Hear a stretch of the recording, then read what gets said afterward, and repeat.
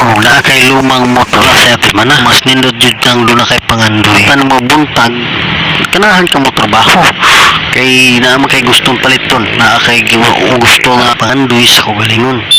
Pero kinahanglan dili ta magtapol-tapol kay para maabot na to na ang atong mga material na butang. Pero bago ta makakuha ana kinahanglan Ginoo ang atong unahon kay para gayran ta niya sa mga butang nga angay na tong buhaton para giyahan ta niya ug unsay angay na tong buhaton sa magsampit niya. Kay ug makalimot ta sa pagsampit niya isud na kaayo kita may kalimtan sa Ginoo, di ba? Pero dili ka na mahitabo kalimtan ta sa Ginoo kay ang Ginoo nagalantaw ug nasayod ug unsa ta kalisod, di ba? Swerte lang ang uban kay doon na si kakayahan naan, pero swerte mo itong nagsugod nga dali ra siyang